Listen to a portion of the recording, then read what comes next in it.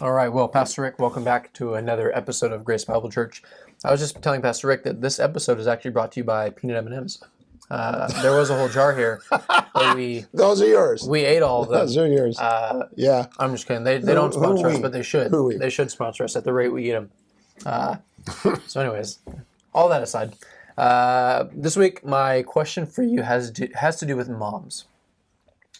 We have a lot of young kids at our church, and a lot of babies Praise on the God. way. Actually, yeah. There are 10 women expecting right now. Yeah. I hear there's 11.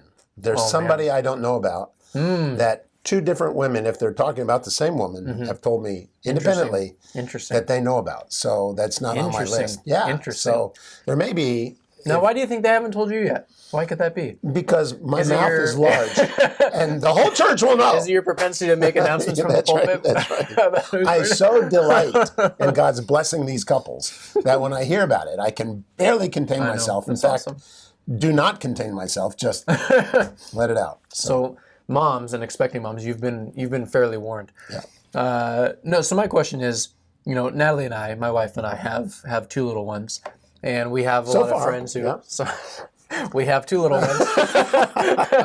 Period. Dot. We'll see. Yeah. But we have a lot of friends who also have kids in the same age. Yep. Somewhere between 0 and 3.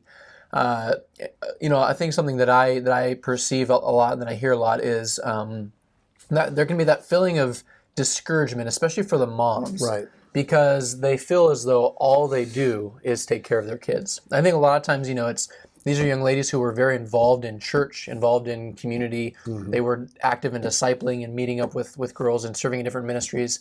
And once you have a baby, a lot of that just falls by the wayside. You just can't do it anymore. Right. And I think there's a sense of discouragement that all they do is serve their kids. It feels like a sense of purpose has been lost.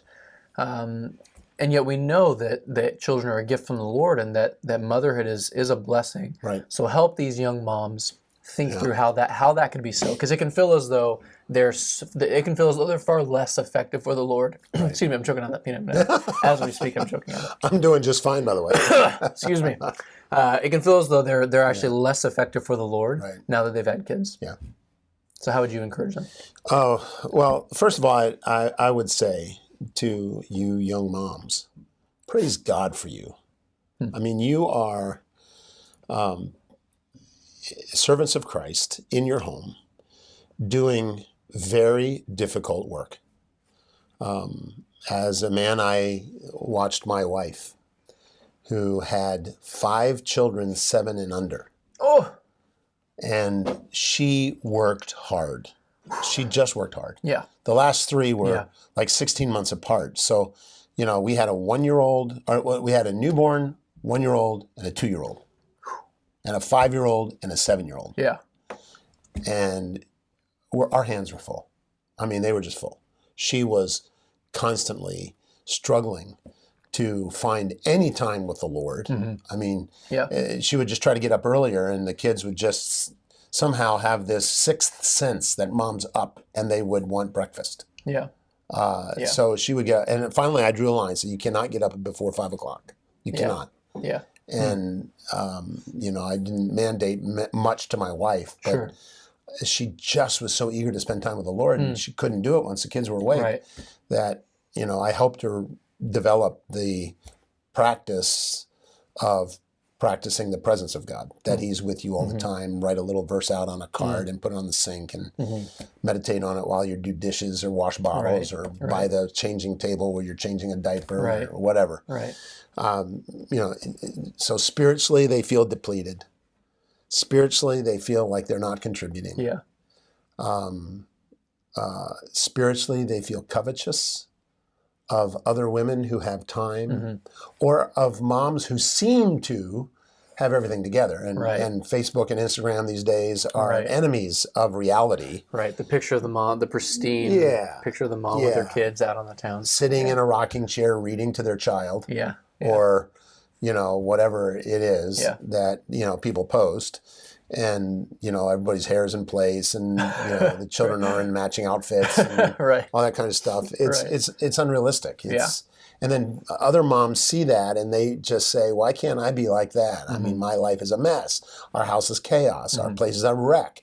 I can't keep it clean. My kids' noses are running all the time, and they just pass around colds. Right. And I don't feel like I'll ever even get to church because my kids are sick. Yeah. And I'm just taken completely out of circulation. So I want you to know, as a pastor, I understand you, and I am not sitting back here saying, why don't those women, do better? Right. I'm not being critical. I think you're to be celebrated, and you're famous in my estimation as women of God who are striving, maybe faltering, maybe stumbling, maybe having ungodly attitudes here and there, but striving, doing their best, seeking God in the micro moments that you have. To yourself. And so I understand these things. So let me just warn you right up front, there's no resolution to that. I'm not going to resolve any of that. I can't make it easier for you. It is just hard. I will tell you that it gets better. So hang in there. These are arduous, difficult days, but they do get better. And one of the mistakes that people often make, and women are among those who are mistaken by thinking this way, is that they extrapolate into the future your current situation. And don't think it's always going to be like this. It's going to change. It's going to be different. I knew that as a father, one of the things that made it easier for me is when my children were actually able to communicate what was the matter. Yeah, right. It just helped me when they could tell me what the problem is. Right. Now, some moms say, I don't like it when my children begin to talk because they're incessant. They never stop. They're constantly chewing on my ear, and it's just like, are you kidding me? Yeah. But even that, find a way to balance that without squelching it, because you want your children to be willing to talk to you. When they're 14, 15 years old, and you have communicated to them you're disinterested in hearing what they have to say, they'll just save what they have to say and will share it with you. And then drawing it out of them will be most difficult. So, that's just a word of the wise, in that sense.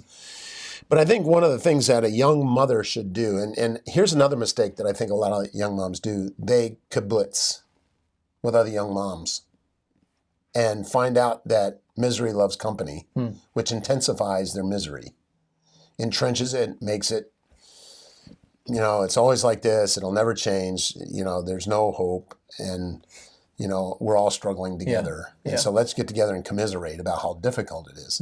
That's a mistake. I think we can fellowship together with other young moms, but we need to be voices of reason to one another, where we're admonishing one another, even if it's only aspirational, to think right, and not to have wrong thinking entrenched by groupthink.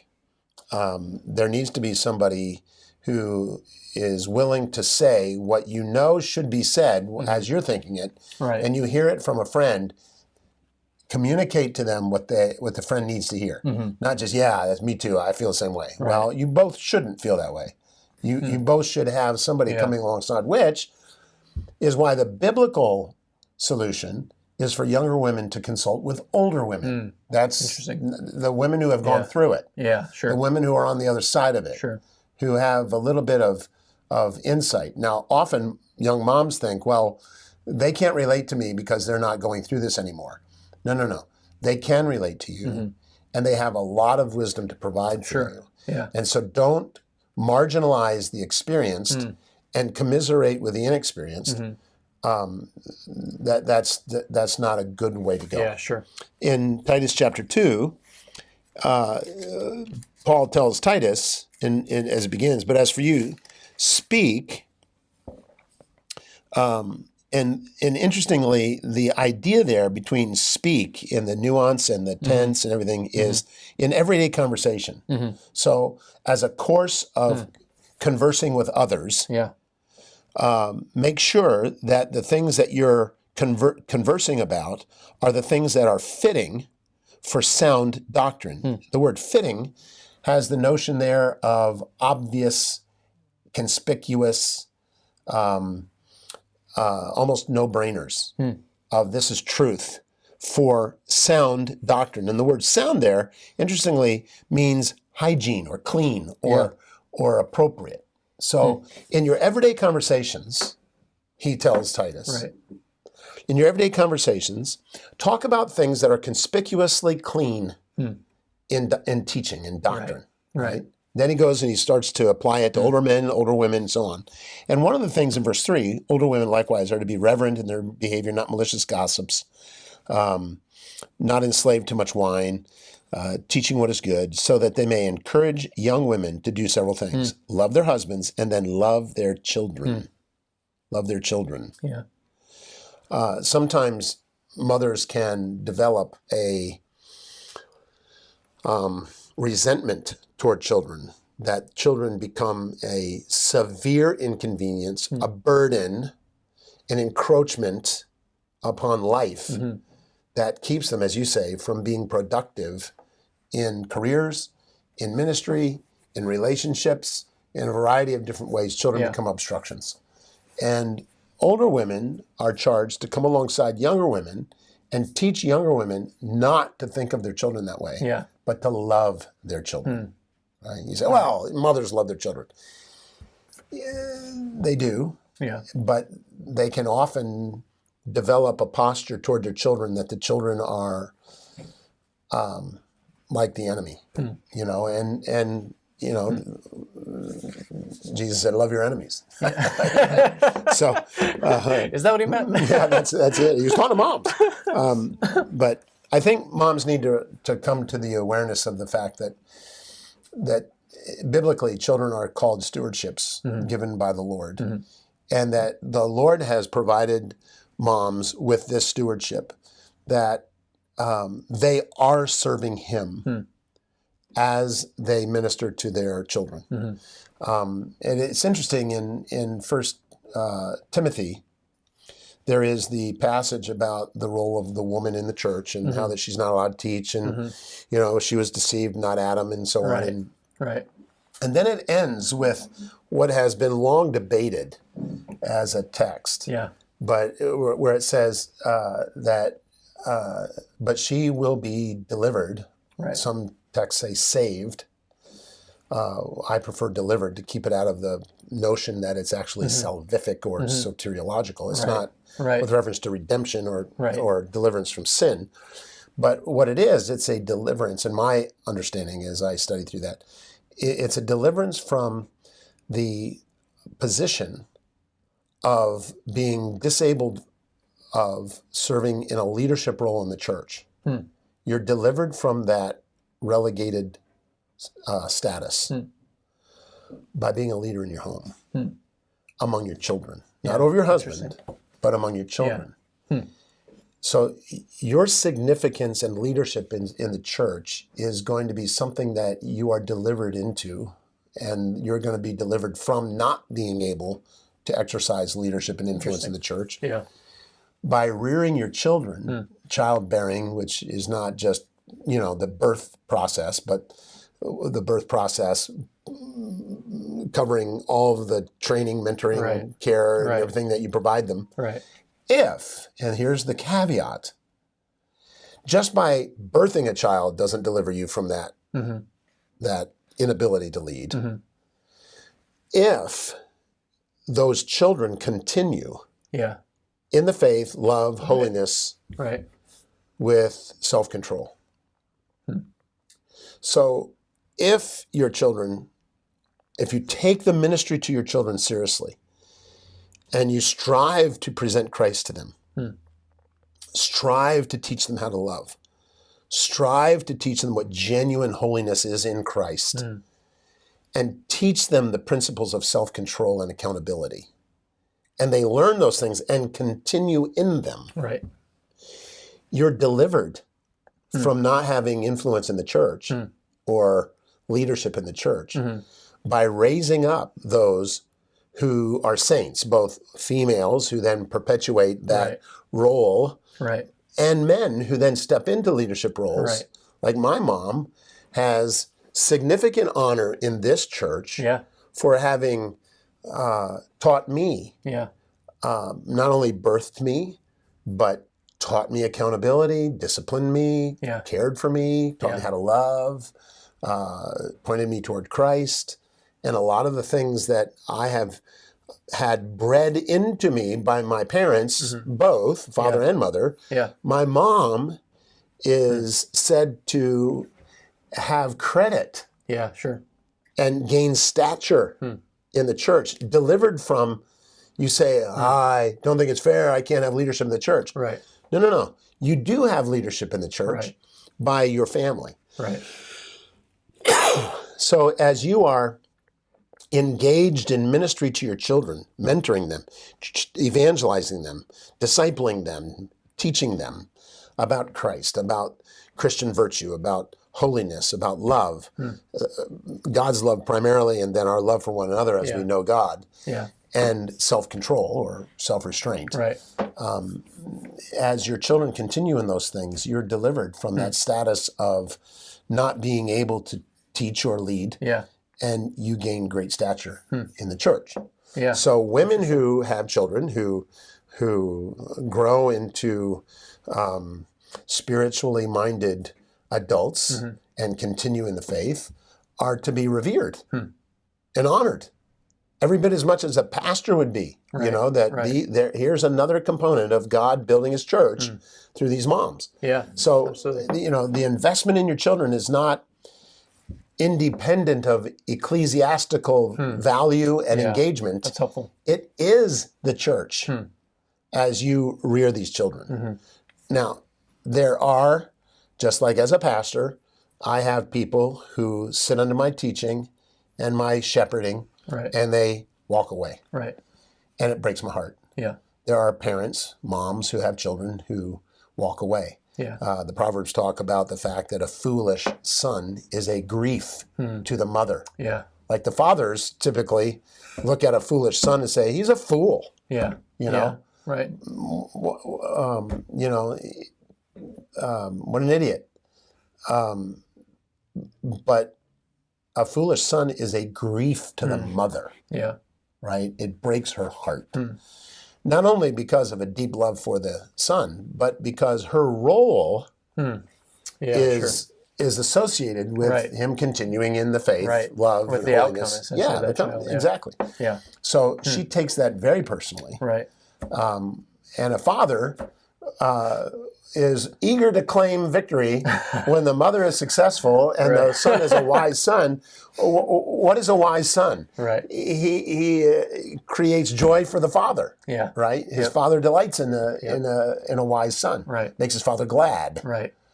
A foolish son makes his mother sad. A wise son makes his father glad. Yeah. So he's positive. Look what we have. We have a boy who's wise, you know. So we'll claim victory, just not defeat, basically. Yes, exactly. And the wife feels the defeat. Right.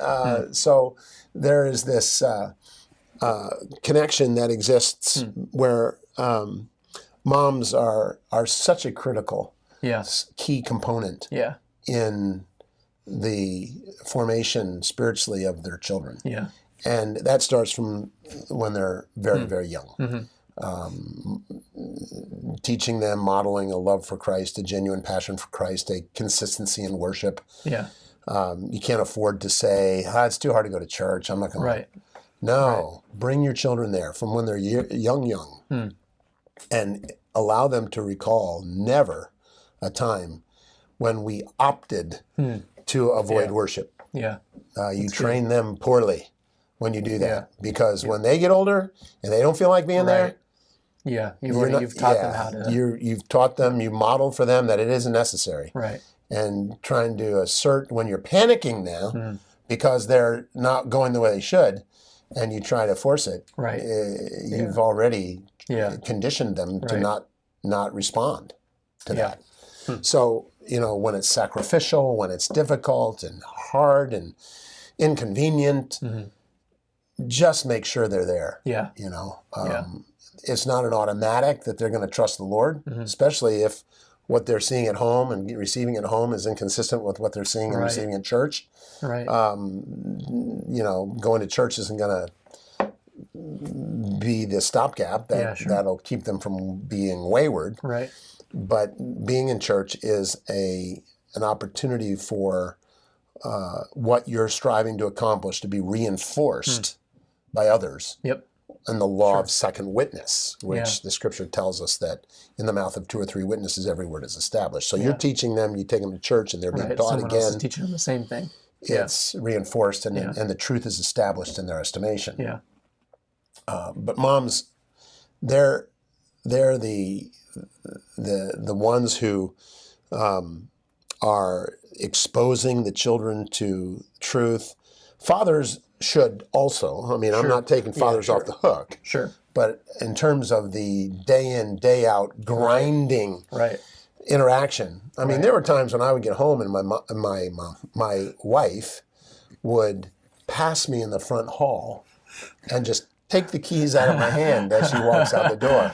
I'm taking a break, and she would be gone, and I would say, "Well deserved, honey." Yeah. And I would play with the kids and goof around and Undo everything she tried to teach them all day. right, absolutely. exactly, Yep. and eat M&Ms and spoil their dinner. M&M's, that's 2 references in one video. Yeah. So just, Peanut, not regular, just peanut. obviously. Yeah. Absolutely. We're Christians, so. Well, it's the protein that the peanuts provide. We're It's healthy. not, We're healthy Christians. Yeah. protein. Yeah.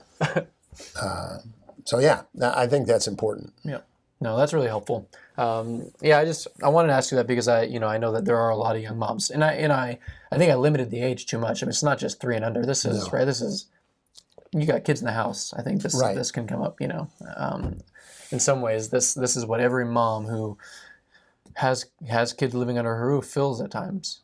Maybe more so for moms with younger kids, but I think every mom feels. And that. I think it's important that moms also communicate clearly and tenderly with their husbands how needful they are of their husband's support and reinforcement of what they're trying to do with their children. Yep. We joke about the man coming in and undoing.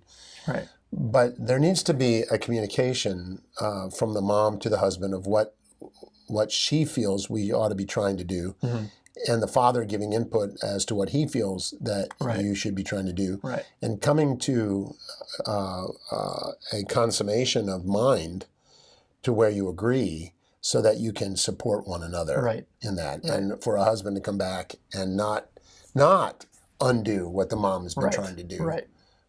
I think that's very important. Yeah, Nor should a mother just say, wait until your father gets home. Right. There were occasions when my wife would do that, but it was rare. Yeah, sure. But typically, she wanted the relationship of the children to me to be such that they adored me. Right. They weren't fearful of you coming home because of what they're anticipating. My wife really cultivated an adoration of me by my kids. Not deified, but just they just in terms of love had intense love for me. Yeah. And because she knew that as they get older, that I was going to be the one when they were teenagers, particularly, that would be exercising the kind of authority that needed to be exercised in the home. Right. And the basis of obedience is relationship. Like Jesus said, if you love me, what are you going to do? You're going to keep my commandments. Yeah. If the children love you, or a parent, particularly a father, then they're going to do what the father has desired of them. And rebellion is always against relationship. It's not against rules. Yeah. It's always against relationship. Yeah, that's really good. Yeah. So fostering that relationship by the children to the father, and the father just extolling the mother, reinforcing her authority, don't correct her or belittle her. I remember when my children were, just becoming sassy or sarcastic, I would say to the children, if I were to hear it, I would say, hey, you are not going to talk to my wife that way. Yeah. Her mother is my wife. You're not going to talk to her that way. Yeah. That's disrespectful to her and me both. And so we're not going to have it. Yeah. Just to reinforce her stature in the eyes of the children. I think that's important for fathers to do as well. Yeah, that's good. That's good. Don't worry. There's a future video for dads where you're going to get as much time as you want to go after them because we need it. It's funny because I get comments about every Mother's Day, you're stroking the women, edifying the women, telling them how wonderful they are. And then you get to Father's Day and you smack the guys around. You know, it's like, why can't we be stroked and told how wonderful we are? That's the last thing that any guy needs. Right? That's for sure. That's the last thing that any one of us I don't needs. try to do that. It's just when you open the truth, that kind of that just happens. That's not what you're doing. That's what God's doing. Yeah.